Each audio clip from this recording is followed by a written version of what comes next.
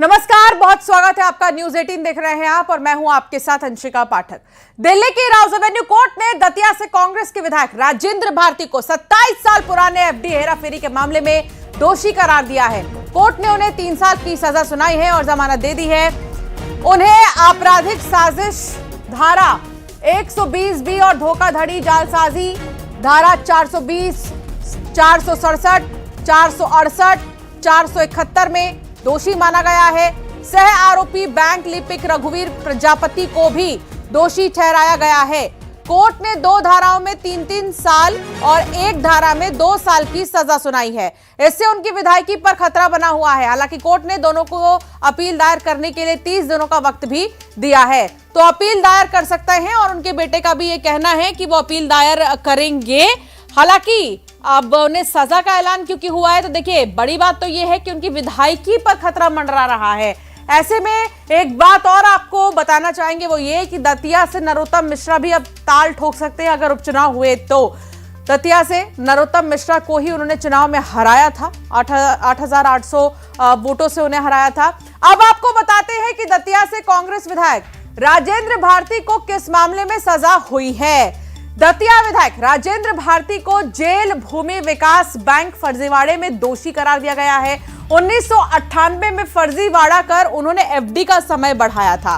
मां के नाम पर 10 लाख एफडी जमा कराई थी और एफडी का समय 3 साल, हेरा फेरी कर उसे 15 साल कर दिया। बैंक के कर्मचारी ने दर्ज कराई थी एफआईआर। ग्वालियर की एमपी एमएलए कोर्ट में मामला चल रहा था। राजेंद्र भारती की अर्जी पर दिल्ली केस ट्रांसफर हुआ। करीब 25 साल पुराने मामले में जेल हुई उन्हें। दिल्ली एमपी एमएलए कोर्ट से उन्हें दोषी करार दिया गया और उसके बाद तिहाड़ जेल भेजा गया। जब आज इस मामले की सुनवाई हुई तो उन्हें सजा का ऐलान हुआ। कौन है राजेंद्र भारती और क्यों राजनीतिक गलियारे में उन्हें दोषी ठहराए जाने के बाद हलचल मची हुई है, और अब तो और भी ज्यादा इसीलिए क्योंकि सजा का ऐलान हो गया है। वर्तमान में दतिया से कांग्रेस के विधायक 3 बार विधायक का चुनाव उन्होंने जीता है। 2003 में तत्कालीन गृह मंत्री नरोत्तम मिश्रा को उन्होंने 8,800 वोट से हराया भी। नरोत्तम मिश्रा लगातार 3 बार से विधायक थे और उन्हें हराया जब राजेंद्र भारती ने, तो और भी ज्यादा सुर्खियों में आ गया। आइए सजा के बाद अब मामले में आगे क्या हो सकता है वो अब आपको बताते हैं, तो इसे भी समझिए।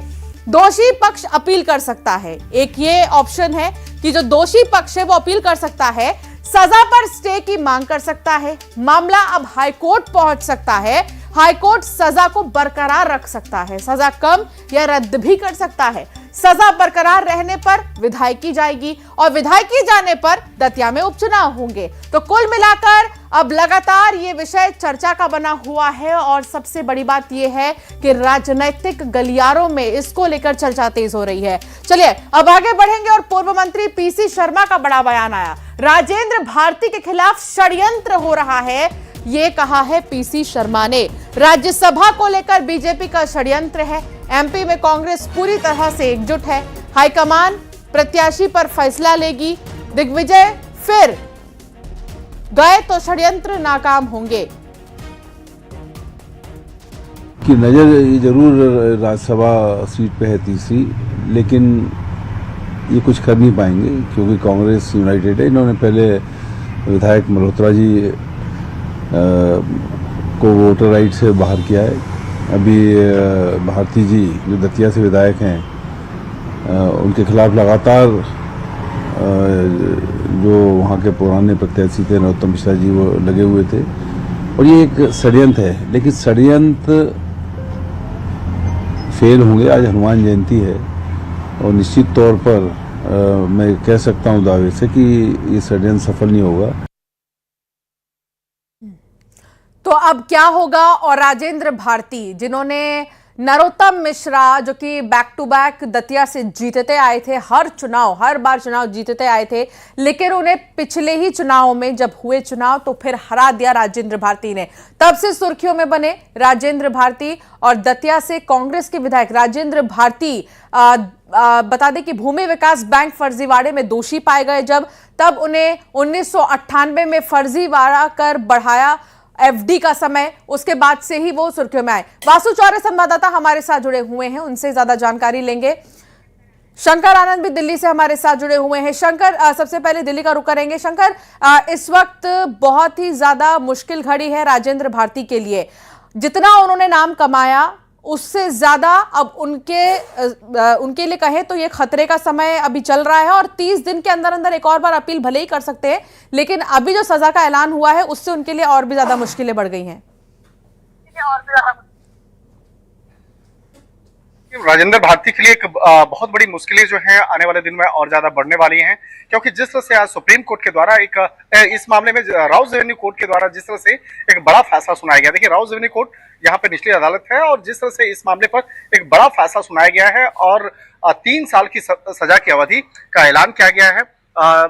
निश्चित तौर पे उनके राजनीतिक करियर पे, जो राजेंद्र भारती हैं उसके राजनीतिक करियर पे इसका एक बहुत बड़ा एक असर पड़ने वाला है। और इसके साथ ही हालांकि इस मामले में कल ही राउज रेवेन्यू कोर्ट ने एक बड़ा फैसला सुनाते हुए उन्हें दोषी करार दिया था और माना था कि जिस तरह से उनके खिलाफ फर्जीवाड़ा करने का जो आरोप लगा था उस मामले में उन्हें दोषी करार दिया गया था और कल ही उन्हें 1 दिन की न्यायिक हिरासत में भी भेज दिया गया था।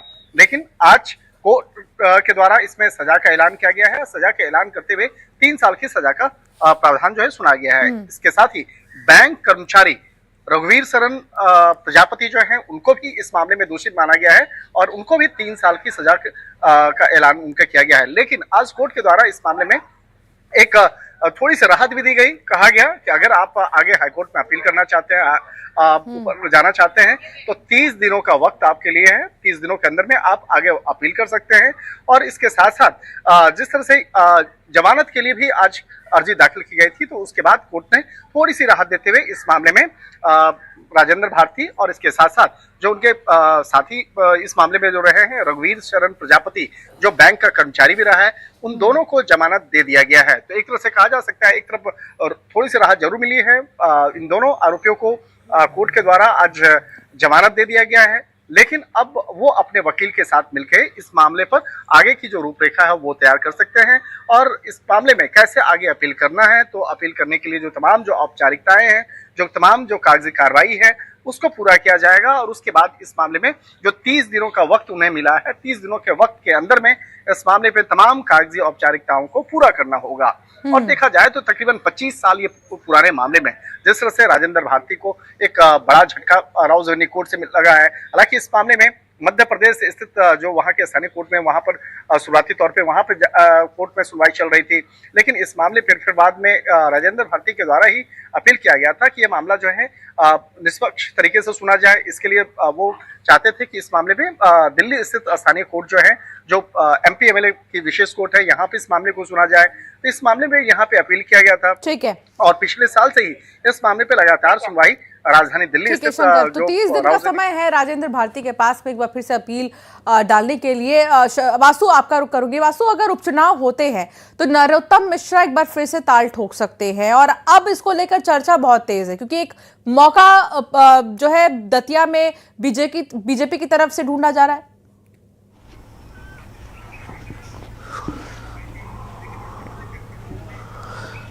देखिए, इससे भी बड़ी बात मैं आपको बताऊं, मध्य प्रदेश में कांग्रेस के ऊपर अभी जो सियासी संकट है वो बढ़ चुका है क्योंकि बैक टू बैक ये कांग्रेस को 2023 के चुनाव के बाद तीसरा बड़ा झटका है। तीसरा बड़ा झटका कैसे है? निर्मला सप्रे, बीना की विधायक, उन्होंने दल बदल लिया, वो बीजेपी के मंचों पर नजर आती हैं। दूसरे विधायक मुकेश मल्होत्रा, उनके खिलाफ आपराधिक मामला सामने आया तो सुप्रीम कोर्ट ने उनको राहत जरूर दी कि वो अपने पद पर बने रहेंगे, लेकिन इसके साथ ही उनसे ये कह दिया गया कि आपको राज्यसभा के चुनाव के लिए वोटिंग का अधिकार नहीं होगा। अब तीसरा मामला, राजेंद्र भारती को 3 साल की सजा।